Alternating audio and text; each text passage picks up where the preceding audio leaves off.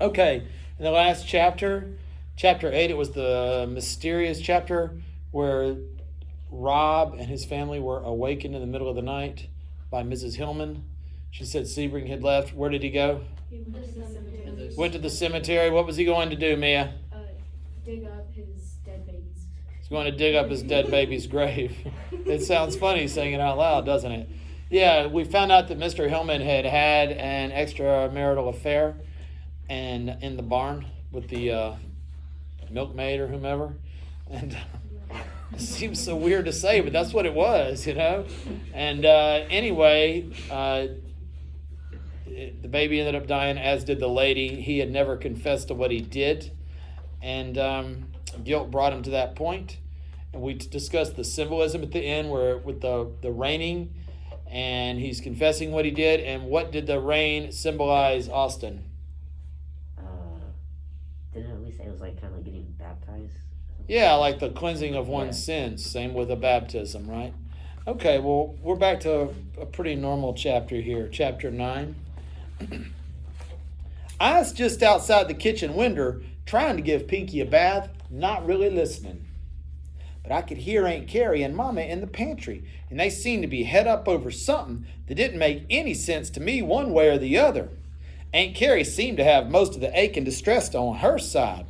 "It's shameful," she said. Then I could hear some pie tins rattle, and I figured it was Aunt Carrie who done it as a snit. Shameful. Them two living under the same roof without benefit of clergy.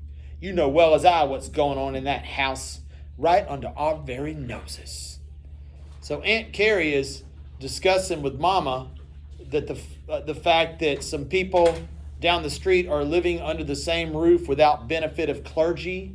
What does it mean to be living together without you? Out of wedlock. Yeah, she said out of wedlock. Yeah, living out without benefit of clergy means you're not married. So Aunt Carrie is complaining that these two people in their town are a man and a woman living together without being married.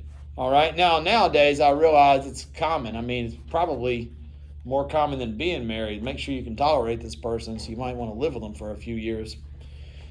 Back then, it was not done, except for people down the road from them. All right. "Maybe," said Mama, "our noses are where they should not be.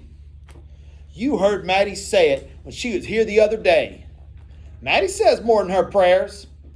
Right under our noses, all that sin. Carrie, you know well as I that the widow Bascom and her hired man ain't living under our noses. They're near a mile down the road. Too close for comfort. Maybe it's time that widow Bascom took some comfort in him too. Shameful. Think of poor Vernal Bascom, not yet cold in his grave. Carrie, you know weller than I that Vernal Bascom, he's been gone 2, maybe 3 years. Didn't take her long to hire a man. Haven says he's a worker, and I say the Bascom place never looked better. She couldn't have done it alone, run that farm. Life ain't easy for a widow woman. Easy's the word for her. What goes on under a neighbor's quilt is naught to me," said Mama. "Plenty goes on.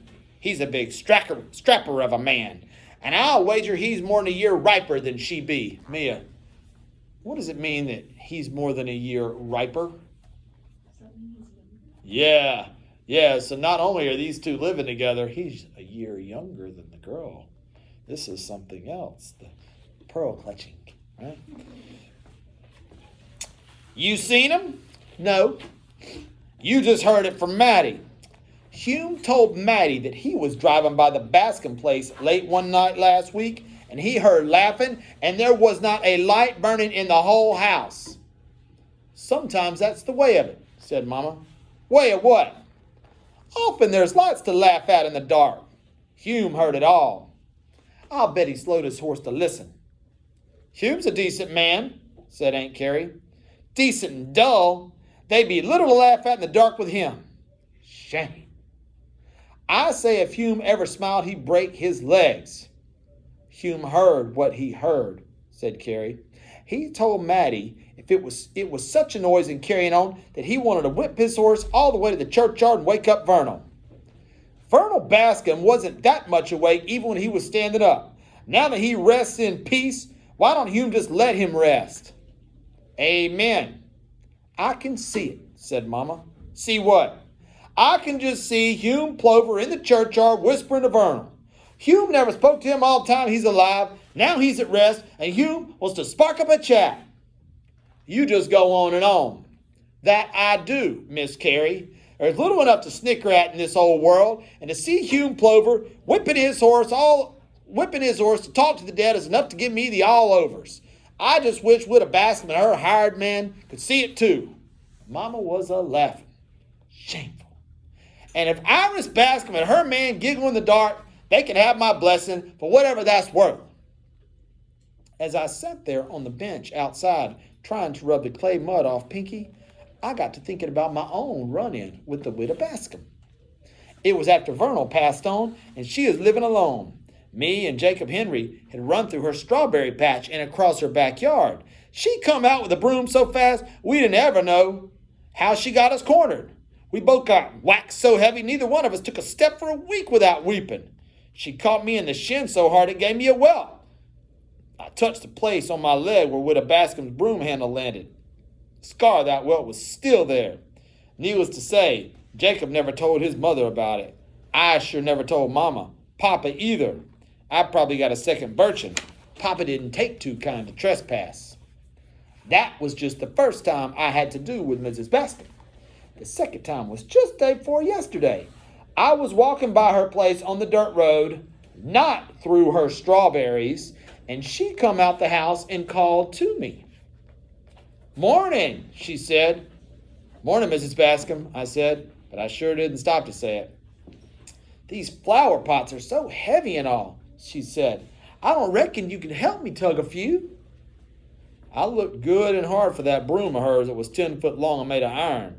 Didn't see it, so I climbed the stairs and got close. She was smiling. Flower pots full of dirt are such pesky things, she said. No way to carry one except to tug. I can lift one, I said, picking up a big pot. My, she said, you are such a strong boy. I can yoke our ox by myself too, I said. If she wanted to be friendly, I was game. Sure beat a brooming. So I helped her move the flower pots. In the Book of Shaker it says to do a good turn and neighbor well. Besides, it wasn't chore time yet, and I could spare the work. Thank you, she said to me after we got the post moved to a sunny spot. I never saw so many flowers, all of them pretty, sort of like Mrs. Bascom. You're welcome, I said. Just you wait, she said, and ran into the house. In no time, she was back with a glass of buttermilk and a generous plate of ginger snaps, big as moons. Let's stop there. Do y'all know what ginger snaps are? Yep. Raise your hand if you've had a ginger snap before. They sell them, only like 5 of you. They sell them at Walmart. They're little cookies. They're like, say the size of a 50-cent piece, all right? And they're made of ginger, and they've got cinnamon sprinkled on top of them. They're very, very crunchy, okay? They're called ginger snaps. They are good. They are good. Anyway. She said, here, she said, I bet you're hungry. I'm always hungry, I said, because I got a tapeworm. A tapeworm? You don't. No, I don't suspect I do, but I seen a pig with worms once. Ugly as sin. I was drinking the good cool buttermilk, helping myself to plenty of ginger snaps, when I looked up at a man. This here is Ira, she said. He's my new hired hand. How do? I said, trying not to choke on a ginger snap. He sure was big. How do? He said. I'm Ira Long. I'm Robert Peck. Haven Peck's boy, said Mrs. Bascom. We shook hands, and Ira helped himself to a handful of ginger snaps. He ate about 5 on the first bite. Say, he said, you the boy who helped bring Ben Tanner's cow to calf and pull a gorda? Yes, sir. That was a thing you done, Rob. Thank you, sir. I seen them calves, twins. Bob and Bib, I said. One they call Bob is named for me. That's an honor, said Mrs. Bascom. It blessed is, Ira said. I couldn't think of anything to say, so I just took another ginger snap, stuffed it in my mouth so as I wouldn't have to talk. Sticking out my cheek, it made a shelf you could have set a dish on. Ira and Mrs. Bascom looked at me and started to laugh, and I got so fussed I just turned around a couple of times. Then I started to laugh too. Still don't know it was so all-fired funny, but it was. "Them two young oxen," said Ira. "I hear Ben Tanner's taking them to Rutland Fair." The very mention of Rutland Fair made my heart jump. Jacob Henry had gone to Rutland Fair last year, and he told me it wouldn't be believed. Anything that weren't at Rutland Fair just was not worth seeing. To hear Jacob tell it, that fair was some spot. You ever been, Rob?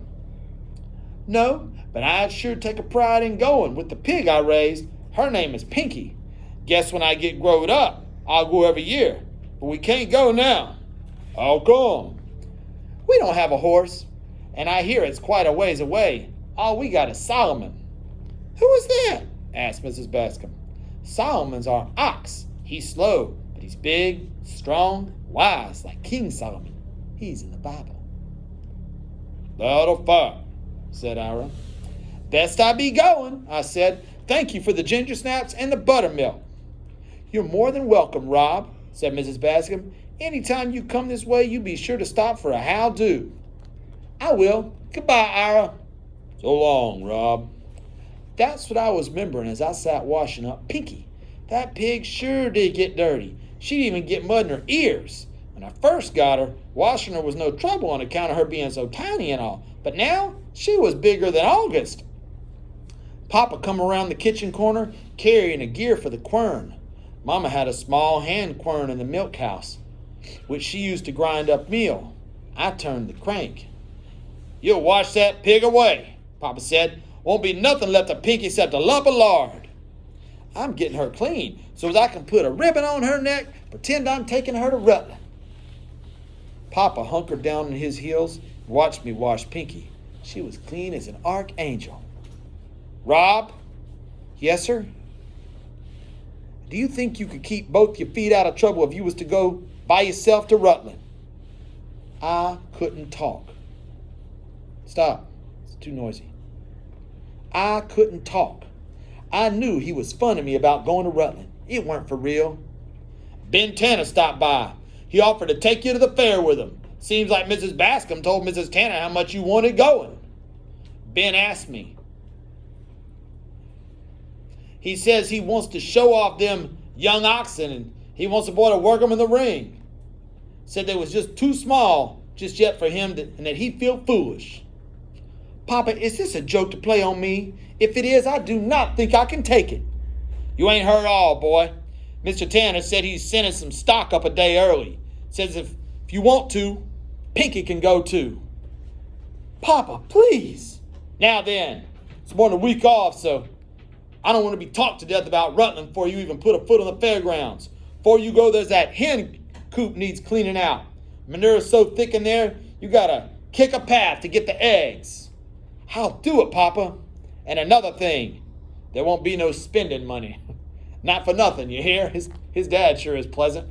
Clean up the chicken manure and you can go on the trip, but we're not giving you any money. Sounds like a great place to live. Huh? Your favorite? Yes, Papa. Mama will make you a lunch basket. It'll be breakfast, dinner, and supper.